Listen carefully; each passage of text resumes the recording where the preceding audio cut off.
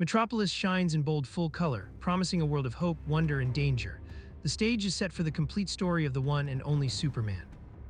Across the skyline, the city waits beneath the emblem of truth and justice. Every page crackles with the power of the Man of Steel. 64 pages of action surge forward, each one ready to explode with heroism. And somewhere above the bright streets, Superman is already answering the call. The complete story begins now, with adventure, courage, and the unstoppable force of hope. Just before doomed Krypton shattered into fragments, a scientist placed his infant son inside an experimental rocket and launched him toward Earth. When the vessel touched down, the child was discovered by the kindly Kents, who saw not an alien but a lost little boy. Look, Jonathan, it's a child. The poor thing, he's been abandoned. The baby was taken to an orphan asylum, where his impossible strength stunned the attendants and filled the room with wonder. We couldn't get that sweet child out of our minds. We've come to adopt him if you'll permit us. I believe it can be arranged. Love and guidance would shape the boy's destiny, teaching him that his power must remain hidden, until the day he could use it for all mankind. Now listen to me, Clark. This great strength of yours, you've got to hide it from people or they'll be scared of you. But when the proper time comes, you must use it to assist humanity.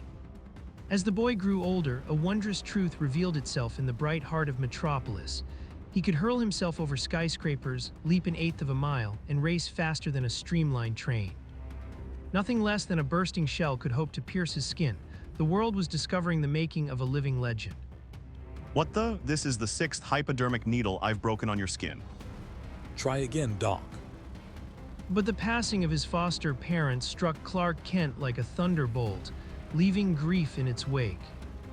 Out of that sorrow came purpose, a fierce resolve to turn his titanic strength toward the service of mankind. And so was born a champion of the oppressed, a physical marvel sworn to defend the innocent and inspire hope. Superman, the Man of Steel, rising above Metropolis as its greatest protector, ready to fight for truth and justice. The Daily Star's outer waiting room hums with impatience in bright Metropolis daylight. Clark Kent has come for a chance to prove himself, but the doorway to his future is already closing. Sorry fella, can't use you. I know I haven't had any experience, sir, but still, I think I'd make a good reporter. Rejected, Clark slips into an alley and changes in a heartbeat. The mild young man vanishes beneath the bold colors of Superman, and the Man of Steel launches skyward in a single mighty leap. From the editor's office, the city's cry for help cuts through the air. A mob is attacking the county jail. Metropolis still glows in the sunlight, but danger is gathering fast. What's that? A mob attacking the county jail. Cover that story. HMM. Sounds like my big chance to impress the editor. Superman rockets toward the chaos, racing the clock in the fury of the crowd. He won't let justice wait, not in Metropolis and not on his watch. A few moments later, Metropolis trembles with menace as a furious mob drags a prisoner toward a makeshift lynching. The night air is thick with rage and fear. Let me go, I ain't guilty, I tell ya. That's right, Sims, beg for mercy, but it won't do you any good. Don't do this to me, please, please. Hanging's too good for you. Just as the execution is about to begin, a fantastic figure hurtles down from above and shatters the crowd's confidence in an instant. This prisoner's fate will be decided in a court of justice. Return to your homes. Go on, scatter, rush him. The mob is swept back by the lone hero, and justice lands like thunder in the streets of Metropolis. But for the prisoner, salvation has only just begun. Metropolis glows with neon and hope, but danger lurks beneath the city lights. In a grim interrogation room, a desperate man names names and points to a murder hidden in the shadows. I'm Bane, held for TH murder of Jack Kennedy, but I didn't do it, and neither did Evelyn Curry, TH girl who's Bane electrocuted tonight for it. B. Carroll, singer at the High-Low nightclub, she rubbed him out for too Tim and her, then framed Evelyn. Thanks for the information. Who is the murderer? That's all I know about the attempted lynching. Well, do I get the job now? You're okay, Kent. Report to work tomorrow. Clark Kent slips into the high-low club, blending into the crowd as B. Carroll takes the stage. Unseen by the audience, the Man of Steel is already watching, every muscle poised for justice. Her song ends, and B heads for her dressing room with a smile that hides a deadly secret. The moment the door closes, Superman steps from the shadows and her confidence turns to fear. Waiting for you, naturally.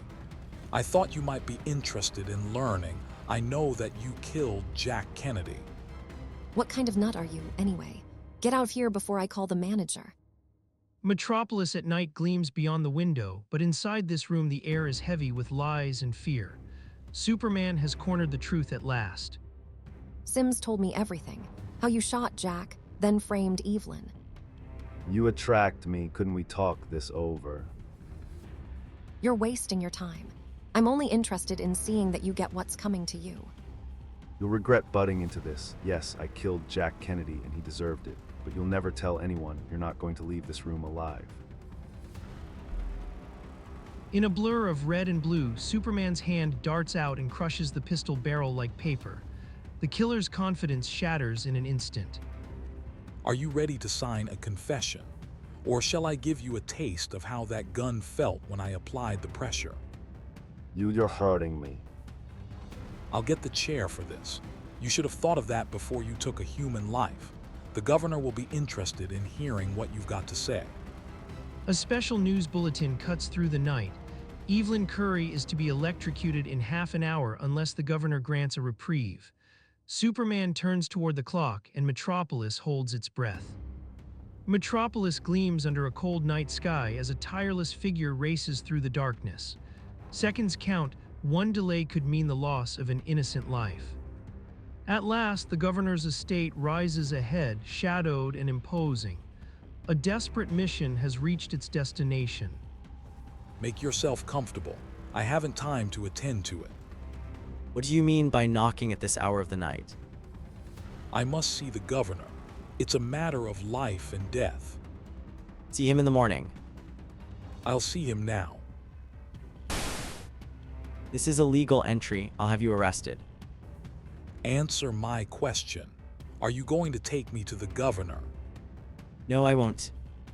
Then I'll take you to him. Metropolis holds its breath in the dead of night as the governor's sleeping room becomes a prison of fear. Somewhere beyond the locked steel door, danger closes in. Yes, this is the governor's sleeping room. Don't think you're going to get away with this outrage. It's locked. Yes, and made of steel. Try and knock this door down. Inside the chamber, panic erupts as accusations fly and every second burns away precious time. A life hangs in the balance, and justice is seconds from the edge. What's the meaning of this? Evelyn Curry is to be electrocuted in 50 minutes for murder.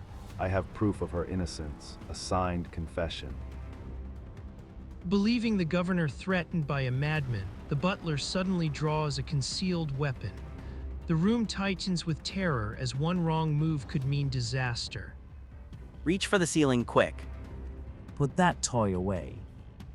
I warn you, take another step and I shoot. Metropolis glows under a hopeful sky as danger and justice collide in a race against time. A life hangs by a thread, and Superman has only minutes to save it. The bullet ricochets off my skin. This is no time for horseplay. Don't you realize? I've proof she's innocent and you alone can save her. Superman scans the papers in an instant, weighing truth against a ticking clock. Somewhere in the city, a desperate plea becomes a race to the penitentiary. Let me see those papers. A life hangs in the balance. 12 minutes to go. He surges into motion, his voice carrying through the air to the prison above the city. Hurry, connect me with the penitentiary. 9 minutes to go, and with a blast of speed, Superman tears through the last barrier between doom and deliverance. Stop, the governor has pardoned her. Thank God. I told you I was innocent. And then he's gone, vanished, as if the sky itself swallowed him whole. But he leaves behind a note that changes everything. You'll find the real murderous bound. and delivered on the lawn of your estate. The next morning, Clark Kent walks to the newspaper office, the city alive with the chatter of miracle and rumor. Even in daylight, Metropolis still feels the echo of that impossible night. Have you heard the Curry girl is innocent? Let's see the paper. Good, I'm not mentioned. Miles away, in the governor's private chamber, stunned voices struggle to explain the impossible. Metropolis has been saved by a man who seems beyond human, and whose next appearance may reveal even greater power. Metropolis glows beneath the city lights as the action shifts to the Daily Star office, where a new mystery begins to take shape. You wanted to see me. Yes, be seated. Did you ever hear of Superman? What? The editor leans forward, his voice low and urgent as reports flood in about a man of gigantic strength, a figure the whole city is starting to whisper about. He makes Clark Kent the story's steady assignment, determined to see if the mild reporter can uncover the truth. Listen, Chief, if I can't find out anything about this Superman, no one can. Elsewhere in Metropolis, the night tightens around 211 Court Avenue, where trouble is already boiling over behind closed doors. Hold it, what do you want? Don't get tough. Tough is putting mildly the treatment you're going to get. A phone tip cracks through the tension, wife beating at 211 Court Avenue, and Clark is gone in an instant, racing toward justice. I'm on my way, you're not fighting a woman now. Metropolis glows under the night sky, but trouble is already clawing through the calm. In a ruined room, Superman stands unshaken as danger closes in. You asked for it. The blade shatters against the Man of Steel's skin like glass against stone. The thug's confidence dies in an instant. Now you're going to get a lesson you'll never forget. Hearing police sirens in the distance, Superman quickly pulls street clothes over his uniform. It would be just too bad if the police searched here now. That would be a little awkward. What are you doing here? Hello, Captain. I arrived to find the place like this. Looks as though our friend Superman had dropped in to pay a visit. What would you say to a date tonight, Lois? Later, Clark. Suppose I give you a break for a change tonight. Why is it you always avoid me at the office? Please, Clark, I've been scribbling sob stories all day long. Don't ask me to dish out another. Nice looking dame there, eh? Guess I'll cut in. Wait, Butch, suppose her escort don't like it. So what? If he gets nasty, I'll push his face in. The room tightens with tension as the bully lunges for trouble. But in Metropolis, even a quiet evening can turn into a showdown in the blink of an eye. Metropolis glows beneath the night sky, but inside the roadside roadhouse, the music curdles into tension as a thug cuts in on Lois with a sneer. Clark Kent keeps his posture weak and harmless, but the insult lands like a slap as Butch's aggression fills the room. Lois refuses to be bullied and the night crackles with defiance.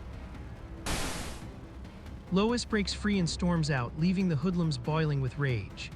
Minutes later, as Butch and his crew spill back into the dark, a hidden figure watches from the shadows, silent, waiting, and all too aware that justice is about to move. Metropolis glows somewhere beyond the darkness, but out on a lonely road, the night turns cruel in an instant. Lois's taxi is forced into a ditch, and danger closes in fast. Pull over there, get in that car, and shut up. Let me go. What burns me up is that I let her yellow boyfriend off so easy. Well, maybe you two may meet again, then I hope it'll be soon. Suddenly, a figure stands in the road ahead, calm as a statue beneath the night sky. Butch grins, ready to terrorize him out of his wits. Hey, watch out, someone's standing in the road ahead of us. Ha ha, watch me scare him out of his wits. Look out, you'll hit him. Superman hurls himself into the path of the speeding car and the night explodes with motion. The auto rockets forward, yet the Man of Steel is already moving faster, unstoppable as destiny. It's the devil himself, Butch. Step on the gas, he's chasing after us. The car leaps ahead like a released rocket, but Superman overtakes it with effortless power. In Metropolis, even the darkest night cannot outrun hope. Metropolis shines under the night sky, but danger erupts in an instant as a speeding car loses control. In a heartbeat, the calm is shattered. The occupants are violently shaken free, and the automobile is blasted apart in a spray of wreckage. The city's bright streets suddenly feel perilously small. Just a minute, Butch. Do you mind? This will take but a few seconds. With effortless speed, the Man of Steel moves in a blur of red and blue, his strength and precision unmatched. In one spring, he overtakes Butch before the man can react. Metropolis breathes in awe as Superman closes the distance, turning a moment of chaos into a display of pure heroic power. But for Butch, there's no escape from justice now. Metropolis glows below in the night, but high above its rooftops, danger and mercy twist together in the sky. Superman cradles Lois in his arms, carrying her away from the chaos. Get me off of here. Don't worry, I'll cut you loose. You needn't be afraid of me. I won't harm you. With the city lights stretching beneath him, the Man of Steel carries Lois to the outskirts and sets her safely down. But the warning he leaves behind is colder than the night air. I'd advise you not to print this little episode. By morning, Lois is already at the paper, breathless with the truth, while the editor meets her story with thinly veiled disbelief. But I tell you, I saw Superman last night. Are you sure it wasn't pink elephants you saw? Afterward, Lois treats Clark colder than ever, and even his apology lands in the chill between them. I'm sorry about last night. Please don't be angry with me. Then a new assignment comes down from the city room. Clark is sent to San Monte, but destiny has other plans. Instead of heading south, he boards a train bound for Washington, D.C., and the trail of Superman's secret only grows more dangerous. Metropolis shines far below in the bright capital city, where power is traded in whispers and polished smiles. In the Senate gallery, Clark Kent watches every word with calm, careful eyes. Is that Senator Barrows speaking? Moments later, as the chamber empties, Clark quietly catches a photo of a furtive man pressing close to Barrows. The exchange is fast, secretive, and loaded with danger. When can I see you? I told you never to speak to me in public. My home tonight at 8:30. At the morgue of a local newspaper, the mystery begins to take shape. The staff knows the stranger well, Alex Greer, the slickest lobbyist in Washington, but no one knows who he truly serves. Who's the chap speaking to Senator Barrows? Why, that's Alex Greer, the slickest lobbyist in Washington. No one knows what interests back him. Now the clock races toward 8:30, and outside Senator Barrows' residence, an eavesdropper listens in on an ominous conversation. Every word sounds like the price of betrayal. I've told you to avoid me in public. What would people think if they knew I had anything to do with you? Quit sputtering, I had to see you. Tell me, do you think you'll succeed in pushing the bill through? There's no doubt about it. The bill will be passed before its full implications are realized. Before any remedial steps can be taken, our country will be embroiled with Europe. Fine, we'll take care of you financially for this. I suppose you're going to be well taken care of yourself. You bet he will. Metropolis glows under the night sky, but beneath its bright towers, corruption casts a long shadow. Outside Barrows' office, Greer steps into the darkness and into Superman's path. Who's behind you in corrupting Senator Barrows? I don't know what you're talking about. So you're one of these silent men, eh? We'll see whether you'll talk. Let go of my hand. Your foot will do just as well. Stop, we'll be electrocuted. No, we won't. Birds sit on telephone wires, and they aren't electrocuted. Metropolis shines below in the dark like a city of jeweled fire, but danger crackles above it on a single telephone pole. Not unless they touch a telephone pole and are grounded. Oops, almost touched that pole. Y'all look the capital, let's pay it a visit. Take me down, take me down. High above the streets, the view is magnificent, but the thrill of it twists into panic as they teeter over the city. I wonder if we could jump all the way to that building. No, don't. Despite Greer's frantic warning, Superman launches himself into the night, swift as a rocket, bold as destiny. Miss Doggone it. And so begins the startling adventures of the most sensational strip character of all time, Superman, destined to reshape the fate of a world. Metropolis gleams below in the daylight, but high above the streets, danger hangs from a rooftop ledge. Greer's body plunges 80 stories, his scream ripping down the face of the building as Superman strikes into action. The Man of Steel hurls into the air, and the fall ends in a violent impact of shattered pavement and flying dust. Say, wasn't that fun? Let's do it again. No, I'll talk. The man behind the threatening war is Emil Norvell, the munitions magnate. You'll find him at his Lexington Park estate. Having secured the information he needs, Superman leaves Greer behind and rockets toward Washington Monument, his course now set on Norvell's hidden domain.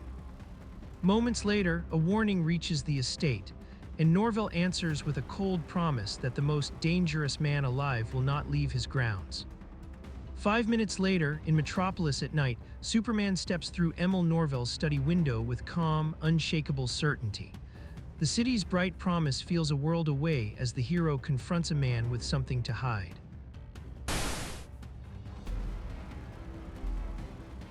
Next day in bright Metropolis, an odd mix of passengers boards the San Monte-bound steamer Baronta. Among them are Clark Kent and Lois Lane, heading toward a war zone. Clark, why? What are you doing here? Our editor decided to have me accompany you to the war zone and send back dispatches with your distinctive feminine touch. Aboard the ship, a group of sullen-faced toughs lurks with mercenary intent, while Lola Cortez glides past like danger in elegant disguise. Emil Norvell hurries aboard, pale and uneasy, then shuts himself away in his cabin. Half an hour later, the Baronta hoists anchor and slips out to sea. It begins what will become one of the strangest voyages the world has ever known. That first night on the open water, Norvell paces his cabin in growing dread. Then, a knock at the door breaks the silence. You. Yes, I thought I'd drop by and compliment you on having had sense enough to show up. The instant Superman leaves, the scheme behind the voyage snaps into focus. A hidden voice hisses the order to kill, and Norvell's doom feels terrifyingly close. Metropolis and the open sea gleam under a bright moon, but on the ship's rail, danger is already gathering in the shadows. All together now, get him. For one split second, Superman braces against the rail, and the weakened barrier gives way beneath him. He's hurled twisting into the dark ocean below.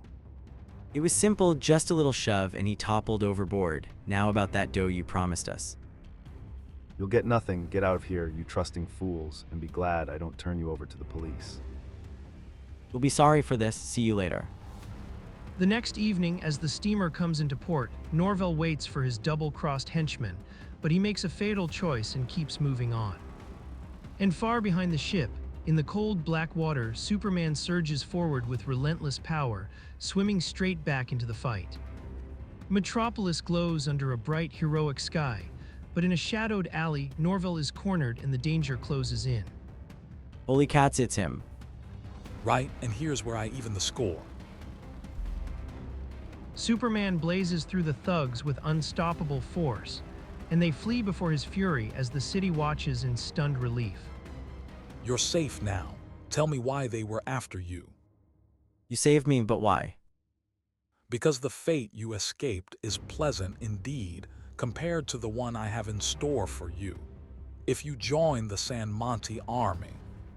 Later, in his hotel room, Norvell stares into the night, desperate to find a way out of the shadow over his life. If I could only do something, but it's suicide to resist that inhuman creature. I know what I'll do. I'll enlist in the army, then escape at the first opportunity. And then, after Norvell enlists, another voice answers his choice, a voice that refuses to let him face the coming storm alone. You? Yes, I joined too. I couldn't bear being parted from you. In the shining city of Metropolis, hope has bought them a moment of safety, but the war waiting ahead may tear them apart forever. Metropolis glows in heroic daylight, but on a distant battlefield the air is smoke and thunder. A new detachment moves toward the front as tension tightens like a wire. Orders from headquarters, sir. We were to move to the front. The new detachment moves in toward the battle line. What are you trying to do? Kill us both? You'll see. What I can't understand is why you manufacture munitions, when it means that thousands will die horribly. Men are cheap, munitions expensive. At that instant, a shell screams overhead and bursts in a blinding flash. The column of soldiers hits the ground as shrapnel tears through the air. This is no place for a sane man. I'll die. I see. When it's your own life that's at stake, your viewpoint changes. In the smoke and chaos, even harsh certainty can crack in a heartbeat. And for the man of steel, the real battle is only beginning. Shortly later, the enemy camp settles under a tense hush, its tents and searchlights stretching long shadows across the night. What was that? Probably just a bird. But in reality, it is Superman, a blur of steel blue speed racing toward a strange rendezvous beyond the perimeter. But the question, General, is how strong are our lines? Impenetrable. At that instant, a figure bursts into the tent, the air itself seeming to split under his sudden arrival. Smile, please. Thanks. A few moments later, the intruder is gone, and the camp erupts into chaos as guards scramble in every direction. Gone, he won't escape, guards. Later that evening, Clark Kent mails a package while Metropolis glows with its usual hopeful evening light. Where to? The Evening News, Cleveland, Ohio. Soon the paper prints a picture scoop that flashes across the city, capturing the impossible drama of war. And as generals confer over the stunning image, Superman's next move feels even closer and far more consequential. Meanwhile, in bright Metropolis, Lois Lane and Lola Cortez check into the same hotel under very different disguises. A quiet lobby, a polite smile, and the first spark of danger begins to flicker. I'm a reporter down here on a news assignment, and you? A wealthy traveler. At that instant, army officers stride into the hotel, and the air turns cold with suspicion. Lola panics and darts for the elevator, hiding a certain document in Lois's room. What's the trouble? Official business. Moments later, the missing document is found where it was planted, in Lois Lane's room. The trap snaps shut before she even knows it's there. An important document has been stolen. May we search the guests' rooms? You have my permission. Sorry, madam, I told you that you were wasting time searching my room. The accusation lands like a hammer blow, and Lois is seized by military police. In the shadow of dawn, a crushing verdict is delivered: execution for espionage. Sorry, we must place you under military arrest. But I know nothing of this. It is the judgment of this court that you shall be executed at dawn for espionage. In a city built on hope, an innocent woman now faces the sunrise as a death sentence. And somewhere in Metropolis, Superman will soon have to answer this terrifying injustice. Metropolis holds its breath at dawn when one terrible rumor can become a death sentence. In the shadows of a military camp, Clark Kent listens, and the name Lois Lane turns the air to ice. Have you heard? Lois Lane, a spy, is to be executed this morning. Yes, exactly at dawn. At that very moment, Lois is being marched toward the firing line. Her voice rings out against the cold morning air, desperate and defiant. I tell you, you're going to kill an innocent person. Then, like a streak of hope across the sky, Superman tears through mile after mile in a blur of impossible speed. The command is given, rifles rise, and the first shot is about to fly. But in a heartbeat, Superman drops into the line of fire, shielding Lois with his own unbreakable body. Shoot and be hanged. The bullets strike nothing but the man of steel, and the soldiers stare in disbelief as their impossible target stands firm. Stop, you can't do this, it's impossible. Thanks for letting me know. Then Superman turns, towering over the stunned executioners, his arrival both rescue and revelation. The gallant hero has come, and the morning's false justice is about to shatter. Superman right and still playing the role of gallant rescuer. Metropolis glows under a bright, hopeful sky as danger erupts in the distance. Superman drops like a thunderbolt into the heart of a torturer's inquisition. What manner of being are you? Speak. Save the questions. You'll tell me how many men there are in your detachment, or... Let him go. Give you the fate you deserve, you torturing devil. For one breathless instant, Superman hoists the cruel captor overhead. Then, with effortless force, he hurls him away like a javelin. The torturer disappears beyond the trees with a pitiful cry. Superman quickly frees the captives from their bonds, restoring hope to the frightened prisoners. You're free to flee. Good luck. We owe our lives to you. Later, after bringing Lois to the Baron, safe for the moment, Superman urges her to return to America. But her eyes search his face, hungry for more than rescue. But when will I see you again? Who knows? Perhaps tomorrow, perhaps never.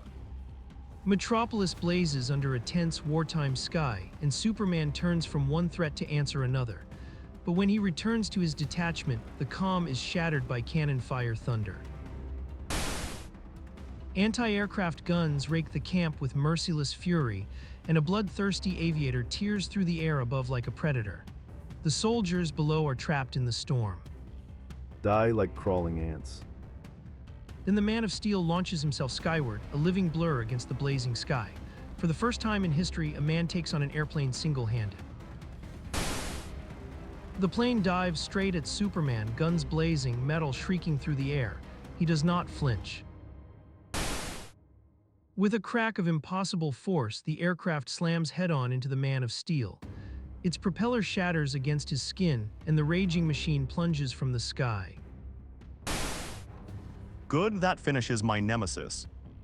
Metropolis seems far away here, where the war-torn horizon still smolders and one final confrontation hangs in the air. Then, in the next instant, a shocking voice cuts through the tension. Superman is still standing. Hello, surprised. Superman's still alive. Let me return to the U.S. I've grown to hate war. Okay, but you've got to quit manufacturing munitions. Norville hurries aboard the Baronta for the return trip, shaken by what he's seen. With resolve replacing ambition, he vows to make only the safest of machines from now on. From now on, the most dangerous thing I'll manufacture will be a firecracker. Later, Superman's plan unfolds with absolute precision. One by one, the leaders of the battlefield are brought face to face with the cost of their conflict. I've decided to end this war by having you two fight it out between yourselves. What do you want with us? Go ahead, fight, or I'll clean up on both of you myself. Metropolis shines in the distance, but beyond its bright towers, two armies clash in senseless fury. Amid the chaos, Superman rises above the battlefield with calm, heroic authority. But why should we fight? We're not angry at each other. Then why are your armies battling? I don't know, can you tell me? No, can you? Superman lands between them like a force of reason in the storm, his voice cutting through the smoke and thunder. He sees the truth beneath the battle, greed dressed up as war. Gentlemen, it's obvious you've been fighting only to promote the sale of munitions. Why not shake hands and make up? And so, through Superman's conciliatory efforts, the war is halted. In Metropolis, peace feels possible again. Since you've been gone, there's been no Superman news. Maybe he's retired for good. Somehow, Chief, I've a hunch he'll make his appearance again soon. Metropolis may be bright and heroic above, but far from the shining skyline, the Blakely coal mine groans in the dark. Then, with a monstrous crack, the earth gives way and a lone miner is trapped below. The shocking news races through telegraph lines to a stunned world. In the city newsroom, Clark Kent steps forward at once, calm but determined. Please, Chief, let me handle this assignment. Go to it, Kent. Moments later, a blur of motion streaks toward Blakelytown faster than any car or plane could ever dream of flying. Superman is on his way. At the mine, Clark, disguised as an ordinary miner, approaches the pit while rescue crews struggle against the danger. Every second counts. There's been no signal from the rescue crew in the last 10 minutes. Back you, keep away from that edge. Clark stumbles just enough to sell the act, dropping into the lift shaft as panic explodes around him. What looks like a deadly accident is only the beginning. Help, I'm falling. You fool, I told you to keep back. Down plunges Superman into the black throat of the mine, a fall that would mean certain death for any ordinary man. He strikes the bottom of the shaft and instantly senses the danger, gas and poison gas seeping through the tunnels. His body unfazed, Superman presses onward through the deadly air. Then he finds them, a dozen unconscious figures, the rescue party, fallen in the dark. I'd better get them out of here before the gas finishes its deadly work. A trifle unceremonious, but the occasion demands it. He loads the men onto the lift and yanks the signal cord, sending the elevator roaring upward toward safety. That's that, and now to really get to work. Deep underground beneath Metropolis, the tunnel curves into darkness, and Superman rounds the bend to find a towering wall of coal sealing off a trapped miner. This is going to be mere child's play. With bare hands of steel, Superman smashes into the barrier, pounding through the coal as if it were soft putty. I'll have you free in a few moments. At last the miner is freed, but Superman's concern turns instantly to urgency. The man is in terrible condition and needs a hospital now. Golly, his condition is pretty serious. I've got to get him to a hospital at once. But when Superman reaches the elevator lift, the rescue takes a dangerous turn. The signal cord is dead and the way out won't answer his call. Metropolis may shine with hope above ground, but deep below the city, danger has turned the mine into a death trap. Superman moves without hesitation, climbing the elevator cable hand over hand into the darkness. Someone's climbing the cable. A figure rockets upward through the shaft, fast as lightning, as terrified miners stare in disbelief. Superman reaches the pit's edge just in time. Get him to a hospital, quick. Gosh almighty, it's Kober. Later, the truth comes out. Stanislaw Kober was saved by an unknown miner, but the doctors have delivered a crushing verdict. He will be crippled for life. The next day, Clark Kent visits the injured miner in his room, his voice gentle but probing. In Metropolis, the fight for truth often begins with a simple question. My name is Kent. I represent a powerful newspaper. Tell me, in your opinion, could the mine tragedy have been prevented? Sure, months ago we know mine is unsafe, but when we tell bosses foreman, they say, no like job, Stanislaw, quit. You mean to say the owner disregarded the mine's dangerous condition? Yeah, but we know quit got wife, kids, bills, so back we go to mine in long hours and little pay, and maybe to die. An hour later, Kent stands before mine owner Thornton Blakely, and the air turns cold with greed and denial. The question hangs heavy in the room. Will justice come before another innocent worker pays the price? Have you arranged a pension for the unfortunate miner who was crippled by the cave-in? Certainly not. Kober can thank his own carelessness for his plight. However, the company will be generous enough to pay a reasonable portion of his hospital bills, and may even consider offering him a $50 retirement bonus. But surely, you're going to repair the bad safety conditions in your mine. There are no safety hazards in my mine, but if there were, what of it? I'm a businessman, not a humanitarian. And now, since this is all none of your business, let's consider the interview closed. Metropolis gleams under the night sky, but in a hidden room, Superman has allowed himself to be captured.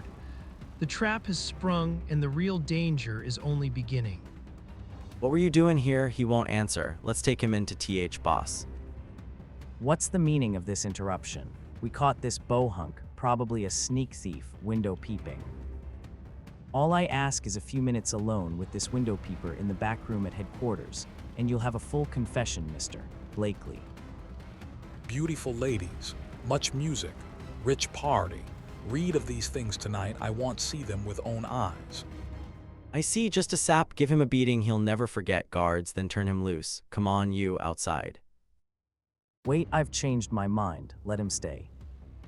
The room crackles with surprise as the ordinary fooling ends and the real show begins. Superman, still playing the captive, has turned the tables without lifting a finger. Gather round, folks, here's where this party starts to liven up. Now for some fun, Blakely's got one of his comical inspirations. Elsa Maxwell has nothing on Blakely when it comes to throwing a novel party. Metropolis glows under the night sky, but outside the mine the air crackles with mischief and danger. A glittering crowd gathers, restless and ready for trouble. To the right, folks, you see a social climbing miner who narrowly missed having his block knocked off because he attempted to see how the other half lives. I wonder what he's leading up to. What say, folks? Let's compromise. We'll finish the party in the mine. Our miner pal here will guide and feast his eyes on us. And as for us, we'll make merry in the bowels of the earth. Jorge the man's a genius, onto the mine. Led by Superman, the singing, shouting partygoers march gaily into the darkness, their laughter echoing against the stone. But beneath the celebration, something far more serious may be waiting below. Look, I brought some sandwiches. To heck with the sandwiches, who brought a flask? Isn't this thrilling? Better hold tight to that rail. On second thought, why not hold on to me? What has the rail got I haven't got? Fresh, all out, end of the line. Well, folks, I promised you a new thrill. What do you think of it? Ugh, what a horrid looking place. Don't tell me people actually work down here. George, I don't like this filthy mine. We shouldn't have come. Metropolis gleams in hopeful contrast above the darkness below, but far beneath the city, a tunnel hums with unseen danger. Superman has slipped away into the shadows and the silence is about to break. There, that ought to do the trick. Where in blazes did you disappear? I've been here all the time. A moment later, the tunnel trembles under a thunderous rumbling roar. The earth groans overhead, and panic surges through the trapped party like a shockwave. Good Lord, what was that?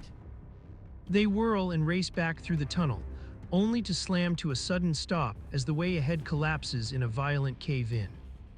Great Scott, we're buried alive. Buried alive. Oh. Help me, I'm suffocating. No, you can't be.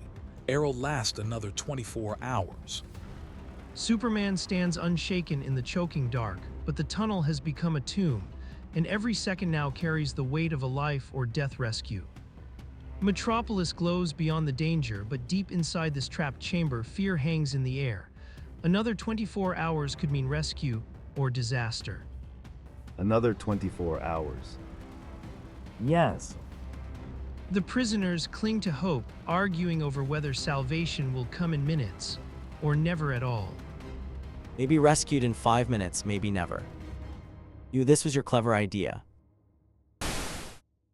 Don't hit me. Steady, I've half a mind to let him loose. Don't wait, the safety devices. A desperate glance turns into a sudden spark of hope as the forgotten safeguards are found at last. Why didn't I think of them sooner? We're as good as saved right now. Thank goodness for the safety devices. Phew, for a moment I thought we were doomed. Metropolis may shine in the sun, but deep below the city, a deadly trap has snapped shut. In the mine's choking darkness, panic surges as every second slips away. See, I smashed the glass cover, then jerked down the electric signal lever. Forgive me, old man. I'm sorry I flew off the handle. That's all right. What the lit? It doesn't work. The safety device fails, useless as rusted scrap, and the mine grows even more suffocating. Fury erupts in the dark as the trapped men turn on one another. You blasted skinflint. If you'd had the mine equipped with proper safety precautions, we might have gotten out alive. Stop him. This is no time to quarrel among ourselves. Our lives are at stake. Correct, here are some picks and shovels abandoned by workers. You take this pick and get busy. I'm content to die. If you want to live, you dig. If we ever get out of here, my first act will be to fire you. If we get out. Deep underground in Metropolis's coal mine, stagnant water rises around desperate men as darkness presses in like a living wall. Hurry while the air supply lasts, we've got to get out. We're winded, I can't keep this up.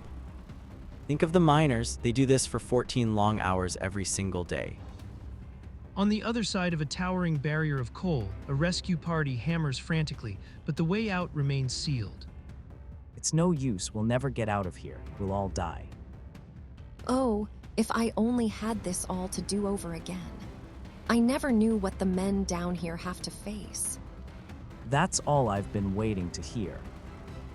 And at last, exhausted beyond endurance, the trapped workers collapse in the choking gloom, just as the truth begins to sink in.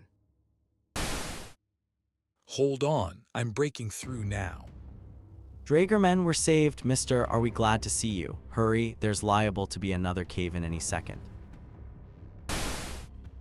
You can announce that henceforth my mine will be the safest in the country, and my workers the best treated. My experience in the mine brought their problems closer to my understanding. Congratulations on your new policy. May it be a permanent one. Metropolis blazes under the night sky as a reckless driver tears through the streets, drunk on speed and danger.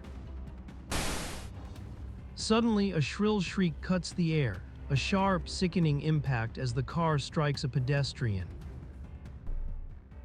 Panicked and shaking, the motorist floors the accelerator and flees into the darkness, leaving the wounded man behind. A crowd rushes in, horrified by the hit-and-run. Get an ambulance, he's in agony. High above the chaos, a powerful figure witnesses the crime and springs into action. It is Superman, champion of the weak and helpless. Not on my watch.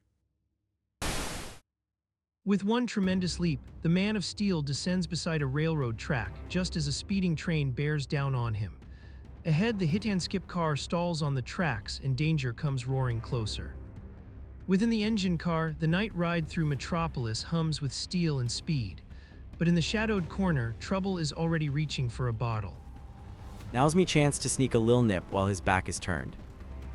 Outside, the engineer glances into the dark and nearly loses his breath, because something impossible is racing beside the train. What? A blur of power tears past the locomotive, outrunning the steel giant itself. Superman is no longer beside the train, he's ahead of it. Mike, a man racing us, running faster than TH train. I saw it with my own eyes. At a stalled automobile on the tracks, the Man of Steel reaches the danger before the train can. There's no time for fear, only action. We've got to jump. Let go, you fool, you'll kill us both. A heartbeat later, the rescue is over. But as Superman stands over the survivors, the victory turns suddenly grim. One man has died of a heart attack. Metropolis hums with bright, heroic energy, but aboard a stalled train, danger is already creeping in. Seizing the edge of a window, Superman swings downward into a private room in the Pullman car. Oh, someone's entering. We can talk here without being overheard. Why has the train been stopped? Hit an auto. If I don't win this game against Cordell University, I lose my position as coach at Dale. I'm determined to win at any cost. In that case, we're the men for you, Coach Randall. You'll find our services expensive, but effective. Are we hired to play on the Dale football team? You're in, but remember, I want you to get Stevens, Burns, and Lewiston, our foe's best players, right at the game's beginning. Leave it to us, rough stuff is our specialty, coach. After the three depart, Superman stands in the shadows, hearing the scheme for what it is: corruption, greed, and violence dressed up as competition. The next day, Clark Kent studies photo clippings of Cordell's football material in his newsroom office, already piecing the mystery together. Here's a youth named Tommy Burke, who's general build. Then, alone in his apartment, Clark reaches for makeup and grease paint, and in moments, even his own mother wouldn't know him apart. That evening in Metropolis, romance turns sharp as Tommy Burke gets an ultimatum from Mary. You mean you don't want to go to the movies with me? Now or ever? I'm ashamed of you, Tommy Burke. You said you'd be a football hero. but in 6 or 7 years as a substitute, you never got into even one game. I suppose you'll be looking for a new boyfriend now. Wrong. I've already got one, Wallace Dodd, the tennis champion. He's a real athlete. Later, as Burke trudges home beneath the bright city lights, he vows to prove himself blind to the danger stalking close behind. Don't move. What is this, a holdup? Gee, good Lord, you're me. You're mistaken. You're not looking at Tommy Burke, substitute, but Tommy Burke, the greatest football player of all time. Burke lunges forward, and in a flash, the sting of a hypodermic needle drops him into darkness, as Metropolis waits for what comes next. Metropolis glows with heroic promise, but behind one apartment door, danger has already struck. Burke wakes to a nightmare, trapped in his own home, helpless and unable to move. W, what have you done to me? I can't move. You needn't worry. You're merely rendered passive by a drug. But what's the big idea? Merely this, I'm going to take your place in life for a few days. So long for now. Disguised as Burke, Superman heads to Cornell University, stepping into the locker room before football practice. He has to play the part perfectly or blow his cover. Well, here goes. Wonder if I'll get away with it. Hello, boys. Well, if it ain't Tommy Burke, champion benchwarmer of the century. Get into your uniform, Burke. We want to see what a real football player looks like. He grabs for a locker at random, but the moment he opens it, trouble is waiting. The room tightens around him as tempers flare and the prank turns into a threat. Say, what TH blazes you doing in my locker? Sorry, my mistake. I'll give you something to be really sorry about. Don't stand there grinning. Put up your hands and fight. But it's more fun to simply watch. Metropolis shines with hopeful energy, but inside a crowded locker room, the air turns hot with tension as Ray Martin hammers away at the towering Burke. They could take it. Come on, Burke, fight back. Martin swings with everything he has, yet Burke barely seems to feel a thing. Superman, calm as ever, decides to end the one-sided brawl with a single, effortless touch. Go away. Martin goes flying headlong across the locker room, cold-cocked and helpless, as the chaos echoes off the walls. What all the noise? What's going on here? Martin did this. Unconscious, sir. I'm afraid he did. So you've turned troublemaker, eh, Burke? Well, take off that uniform and clear out of here. You're through here, beat it. A moment later, the football players charge back onto the field for practice, but something important has changed in the heart of the team. Gosh, coach, things don't seem the same without Burke on the bench. I don't know what got into him. He always was meek as a lamb, but today... Within the locker room, tempers are still hot and pride burns even hotter in Metropolis's bright stadium glow. Fine progress, I must say. First I get in a fight, then get kicked off the bench. What a dirty trick to pull on Burke. Orders or no orders, I'm going out on that field and show Coach Stanley a thing or two.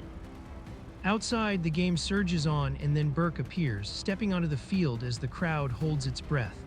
A football arcs downward toward open space. In an instant, a figure darts from the shadows and snatches it out of the air. The stadium erupts as Superman lands with effortless confidence. Burke, I thought I'd told that. Grab that man, give him TH Bums Rush. Throw him out TH Field on his ear. And from the goalpost, Superman trots forward as the entire team converges on him. The Man of Steel only grins, ready for the clash. Come on, the more the merrier. Metropolis blazes with hopeful energy under a clear stadium sky, where the crowd roars and the game surges toward glory. On the field, one runner breaks free and Superman is already in motion. This is going to be good. The runner cuts hard through the defense, every player lunging to stop him as the tension spikes across the turf. Then the taunts erupt from the crowding blockers. There goes Martin. This is for poking into my locker. And this is for busting me on the jaw. A split second of chaos, Superman measures the gap, cool and fearless, as the defenders close like a wall. He doesn't slow down, he rises above them. Just an accident, he'll have to be an acrobat to get past them. With impossible grace, Superman lands on a shoulder and springs skyward, vaulting clean over the oncoming pair. The stadium gasps as the Man of Steel turns defense into spectacle. Alazoop, there's your acrobat. He's halfway down the field. I believe he's going to make it. But the whole remaining team converges at once. Stevens, Burns, and Lewiston slam in with reckless force. They pile onto Superman in one furious attempt to stop the play. Meets our unbeatables, Stevens, Burns, and Lewiston. They've got him, or so it seems. Yet beneath the crushing mass of bodies, Superman keeps driving forward, still carrying the game and the crowd with him. He's still going, the whole team's hanging on to him.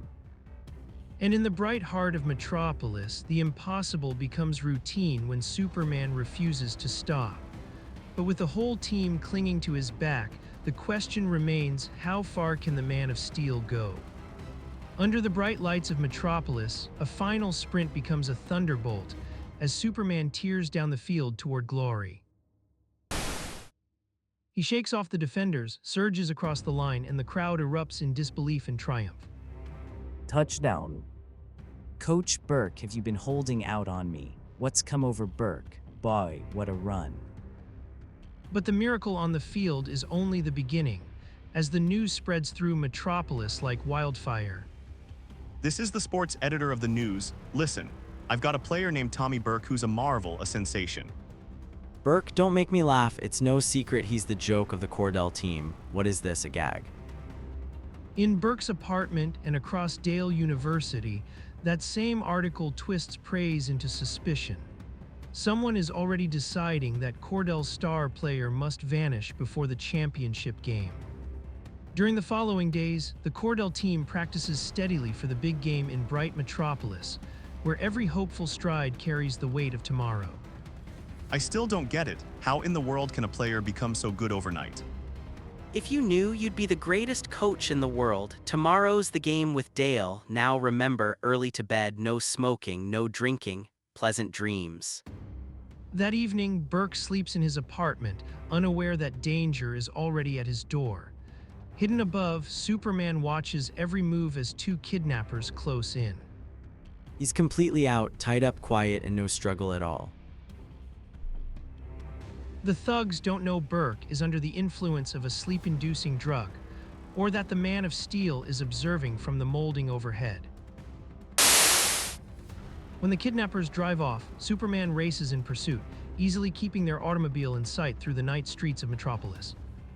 Burke is brought into a deserted house, and the trap closes around him. Where am I? Where you won't be able to get into tomorrow's game. But you don't want me, I'm just a substitute, and besides. That's all we want to know. This gag will quiet you down. Metropolis glows under the morning sun, but inside the shadows of the city, a dangerous game is already in motion. Superman watches from a window, his expression sharpening into a confident grin.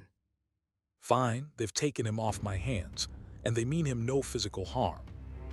At dawn, huge crowds flood into the stadium, eager and unaware. They've come for football, but they're about to witness a showdown far bigger than the game. Coach Randall strides in to gloat over Burke's disappearance, only to find a surprise waiting for him. In the bright locker room light, Superman steps in with iron resolve. Randall, meet the boy who's going to take the game away from you, Tommy Burke. I know all the dirty work you've been pulling. If you don't kick those thugs off the Dale team and resign as coach, I'll expose you after the game. Later, in the Dale locker room, panic erupts as the conspirators realize Burke has escaped. The stadium roars outside while inside, their scheme begins to crumble. Burke escaped, now he's going to expose us all at the game's conclusion. Oh no, he won't. The starting gun barks, the teams thunder onto the field, and the crowd erupts. Dale kicks off and Superman explodes into motion, receiving the ball and blazing forward like a living comet. But far from the roar of the stadium, Burke tears free in the deserted house and dashes into the street for help. His desperate taxi ride could decide everything if he reaches the field in time. Metropolis blazes beneath the bright stadium lights as the crowd roars with hope and excitement. On the field, Superman streaks down the turf like a living thunderbolt. He bowls the opposition aside like 9 pins and drives across the goal line for touchdown. The stands erupt as if the whole city has come alive. The crowd goes wild. Without missing a beat, Superman takes the next kickoff and rockets downfield again. In seconds, he scores another touchdown, a feat so impossible it leaves everyone stunned. I've actually seen the same man score 2 touchdowns in the space of a few seconds. But not everyone on the team is cheering. His teammates glare in disbelief, feeling overshadowed by the Man of Steel. Who does he think he is, the whole team? When do we do something? Near the bleachers, the real Burke slips past the player's gate and catches sight of something astonishing. On the field, a counterpart of himself is scoring goal after goal. He can't get away with this, I'll call a cop. Then from the stands, a familiar voice cuts through his outrage and twists the moment into something personal. The cheers of the crowd surge higher, and Tommy basks in the adoration as the stadium pulses with energy. I wish you'd pay more attention to me. You may be a tennis champ, but compared to my Tommy, you're a lily. Come on, Burke, hit that line. Tear him to pieces. With the roar of the stadium lifting him higher, even the reluctant hero seems to catch fire. But the question remains, is this victory winning the game or stirring trouble that's only just begun? On a bright metropolis field, the clash of college football feels almost superhuman. Even as danger and strain press in, Superman stays focused on the fight. Here, take this note, my resignation, to Dale University's president. At the end of the half, Superman meets Burke outside the locker room. A swift exchange of clothes begins, and the second half is already calling. Quick, we've got to exchange clothes. I get it. I'm to carry on now. As the second half opens, the ball skids near Burke and he lunges after it, awkwardly, desperately. The whole field seems to close in around him. When he finally snatches the ball, every player on the field piles onto him in a crushing wave. Moments later, when consciousness returns, triumph and warning arrive together. Tommy, you were wonderful, splendid, but you must promise you'll give up football, it's too brutal. Give up football, you don't know what you ask, but for you, I'll do it, and how? A stern lesson follows. Overstrain is dangerous and even power must be trained with care. But with patience, strength grows steadily until a heavy armchair becomes a mere trifle.